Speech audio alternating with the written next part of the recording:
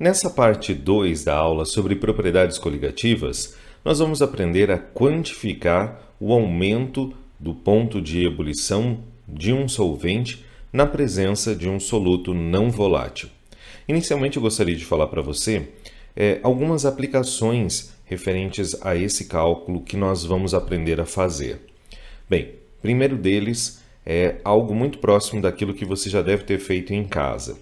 Então, quando você cozinha macarrão, por exemplo, você pode perceber que as boas massas italianas recomendam que você utilize uma quantidade de água, bastante água, e também uma grande quantidade de sal, né? Algumas marcas pedem até que você salgue a água na qual você vai cozinhar o macarrão, como se ela fosse uma água do mar. E por que essa quantidade excessiva de sal? Bem, primeiro, para que você consiga fazer o cozimento da massa al dente, né? Ou seja, a temperatura de ebulição da água ela tem que ser aumentada, você consegue isso com a presença do sal, e aí você tem o cozimento rápido do espaguete na sua parte mais externa, e aí você observa, caso você corte com a unha o macarrão, que ele vai estar com um pequeno pontinho branco no centro, como se ele não estivesse cozido, né? Então, esse é o ponto da massa onde a gente diz que é o ponto al dente, e a gente consegue isso quando a temperatura de ebulição da água é aumentada em virtude dos efeitos ebulioscópicos. Nós também podemos observar isso, agora mais para o nosso lado profissional, quando a gente fala sobre evaporadores. Então, toda vez que você vê um processo de evaporação na indústria, quanto mais concentrada estiver a solução, maior a quantidade de energia utilizada para aquele processo. Vou te dar um exemplo. Quando nós exportamos aqui no Brasil suco de laranja, né? Quanto mais concentrado for o suco de laranja, maior é a quantidade de energia que eu preciso utilizar para tornar esse suco mais concentrado. Então, retirar o solvente de uma solução concentrada é bastante difícil por causa do aumento do ponto de ebulição dessa solução. Na nossa prática, seja na engenharia química ou na engenharia de alimentos, é importante você compreender e saber calcular este aumento da temperatura de ebulição de uma solução em um processo evaporativo.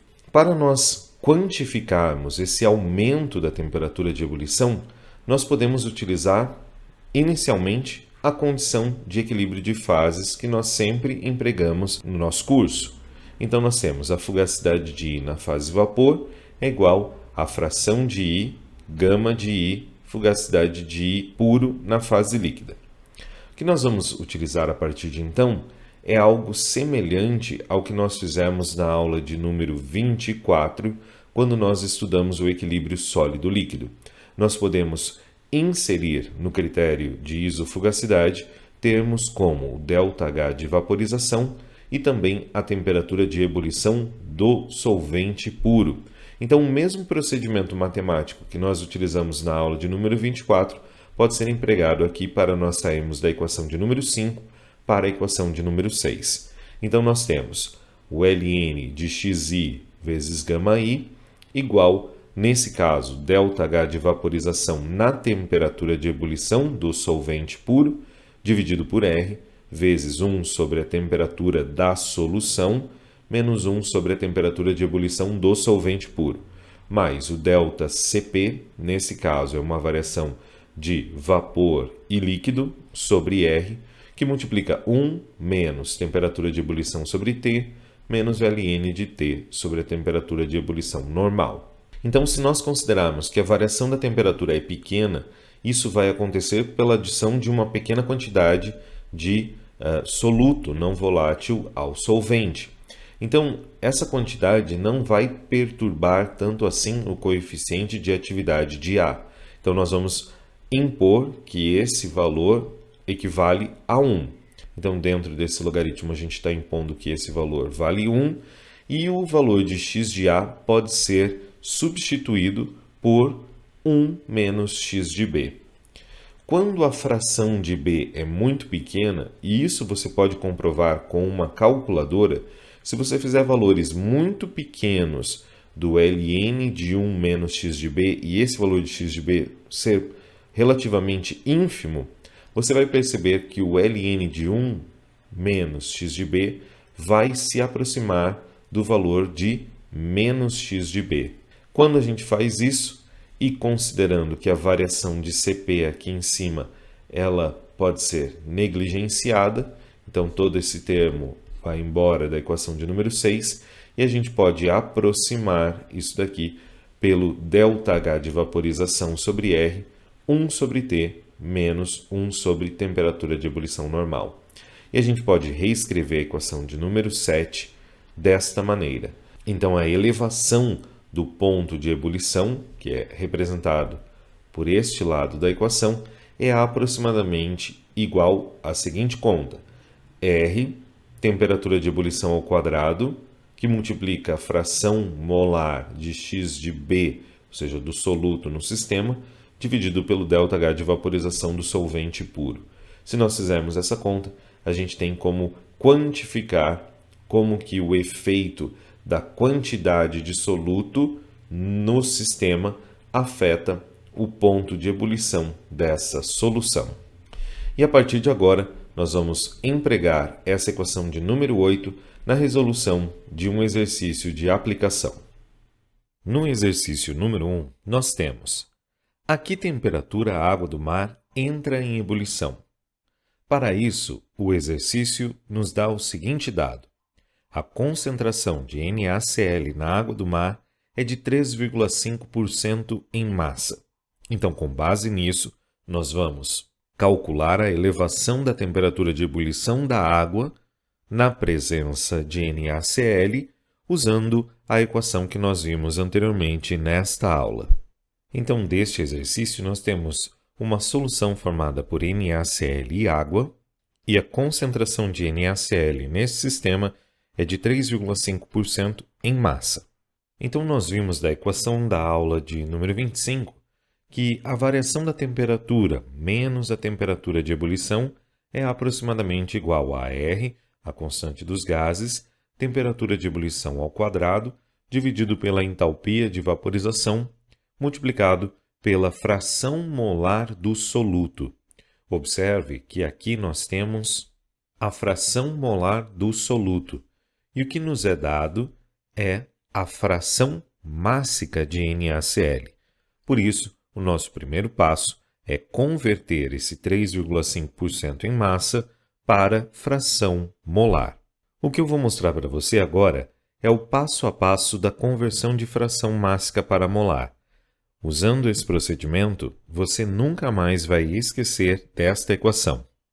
O nosso objetivo é calcular a fração molar de sal. Essa fração pode ser escrita como número de mols de sal dividido pelo número de mols totais. Lembrando que o número de mols totais é a soma do número de mols de sal mais o número de mols de água. Como nós sabemos que número de mols é a razão da massa pela massa molar, nós temos agora a nova equação escrita com essas razões. Então, a massa do sal dividido pela massa molar do sal, e no denominador nós temos a massa do sal dividido pela massa molar dele, mais a massa da água dividido pela massa molar dela. Agora, nós vamos dividir cada um desses termos pela massa total do sistema. Dessa maneira, nós faremos surgir a fração mássica de cada uma das espécies. Então, se você observar nessa nova estrutura, nós temos aqui a fração mássica de sal no sistema. Aqui também nós temos a fração mássica de sal e aqui a fração mássica de água no sistema. Então, a gente pode reescrever essa equação da seguinte maneira. E é assim que nós podemos converter a fração mássica dada no problema em fração de sal. Substituindo os valores que nós temos do enunciado, a fração molar de sal é igual a... Então, fazendo essa conta, nós temos 0,01 11. Mas atenção! O que nós devemos colocar na equação é a fração molar da espécie soluto. E como nós estamos trabalhando com uma espécie que se dissocia quando colocada em água, então nós temos que lembrar que 1 mol de NaCl vai resultar em 1 mol de Na+, mais 1 mol de Cl-. Então, 1 mol da espécie molecular vai gerar 2 mols de espécies dissociadas. Por isso, nós temos que lembrar que o valor de x de B para esse problema vai ser igual a 2 vezes a fração molar de sal que nós calculamos. Então, nesse caso, nós temos 2 vezes 0,11, ou seja, 0,022. E agora, para fechar o problema, nós precisamos identificar o valor do ΔH de vaporização na condição do solvente puro. Então, para isso, nós podemos utilizar uma tabela de vapor. Nesse caso, a pressão do sistema a gente pode considerar como sendo 1 bar. Nós vamos identificar, nessa condição, qual é o ΔH de vaporização. Então, dessa tabela de vapor, nós podemos analisar aqui a pressão. No caso, 1 bar, nós temos aqui 0,10135 MPa, temperatura de ebulição 100 graus Celsius, e nós podemos vir aqui no ΔH de vaporização e encontrar o valor de 2.257 kJ por quilograma.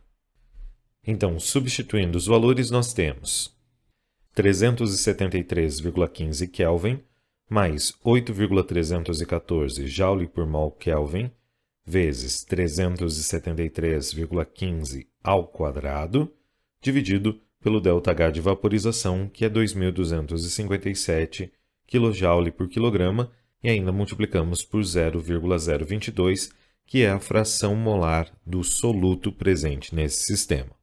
Se você observar, não há consistência dimensional das unidades que foram colocadas neste problema. Então, nós precisamos, neste momento aqui, cancelar o kJ com o quilograma do denominador, transformando em joule por grama, e aí nós podemos utilizar a massa molar da água para fazermos a conversão para mol. Então, se nós multiplicarmos por 18,01 grama por mol, você pode observar aqui que o grama com grama vai embora, joule com joule também, mol com mol também, e aí nós vamos ter aqui o Kelvin ao quadrado sendo dividido por Kelvin. Então, este termo aqui ficará com a unidade de Kelvin, o que é consistente em termos de unidades. Desta maneira, nós temos como resposta 373,78 Kelvin. Como você pode perceber aqui, nós tivemos uma pequena elevação da temperatura de ebulição da água com a presença de 3,5% em massa de NaCl. Nós passamos de 373,15 para 373,78. Isso mostra que a presença de um eletrólito na água faz com que a sua temperatura de ebulição aumente.